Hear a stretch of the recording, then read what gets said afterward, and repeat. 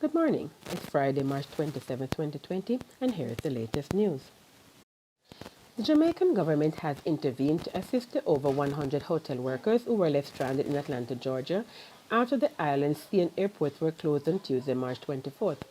According to Minister of Foreign Affairs and Foreign Trade, the Honorable Camilla Johnson-Smith, for those who did not have a friend or family in Atlanta with whom they could stay, the ministry team secured agreement with relevant airlines to reroute them to appropriate cities at no charge.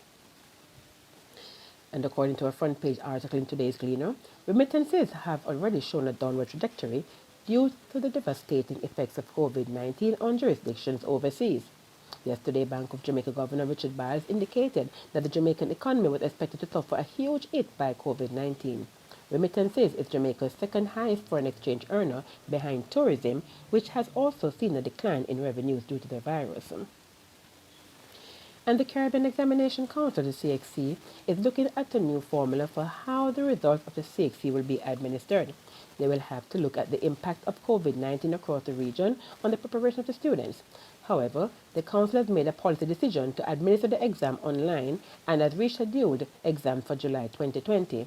In addition, school-based assessments, SBAs, will be used to shape the final grades. And at a press conference held yesterday, Finance Minister Dr. Nigel Clark has said that informal employees such as barbers and taxi operators will benefit from the stimulus package. He stated that there is a sum of money that they have identified to go towards these persons. Bar operators with a spirit license will also benefit from the stimulus package. And another $1 billion has been added towards the PATH program. This and other details on the stimulus package is available on the government websites, including Jamaica Information Service, the JIS. And the Jamaica Constabulary Force, the JCF, are reporting that 5 men were arrested in connection to weapons seized and several rounds of ammunition recovered along the Lodge Main Road in Moko, Clarendon on Wednesday, March 25th. In a report, the JCF stated that about 10 p.m., a team was on patrol in the area when they signaled the driver of a Toyota Corolla motor car to stop. When searched, a 9mm Glock 17 pistol with 9mm rounds was found. And the Kingston Public Hospital, KPH, has received donations of equipment and supplies which are expected to help in the fight against the COVID-19 pandemic. Meanwhile, Sandals has identified its Kent Avenue location in Montego Bay as an isolation facility for the Ministry of Health and Wellness. The Sandals Group was responding to Health Minister Dr. Christopher Tufton's call for 600 rooms. Jake's Hotel was the first to step forward to offer its 75 rooms. And in international news, Prime Minister Boris Johnson has himself tested positive for the novel coronavirus disease. Over the last 24 hours, I have developed mild symptoms and tested positive for coronavirus, he said on Twitter. The British Prime Minister is self-isolating, but will, quote, continue to lead the government's response via video conference as we fight this virus. Together, we will beat this. Hashtag stay home, save lives, unquote. And the USA now leads the world in confirmed COVID-19 cases.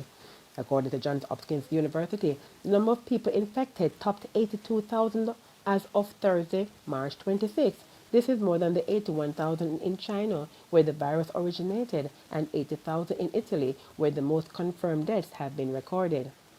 More than 8,000 persons have died in Italy as a result of the novel coronavirus disease, and more than 1,000 persons in the U.S.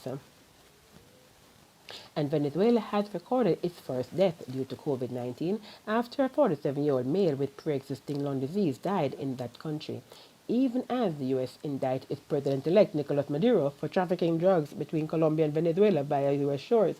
The U.S. government has placed a $50 million bounty on his head. And Barbados is to impose nightly curfews, even as Prime Minister Mia Mottley takes a break from government to undergo a medical procedure. The nightly curfew starts tomorrow, Saturday, March 28, until Tuesday, April 14, and will be from 8 p.m. until 6 a.m.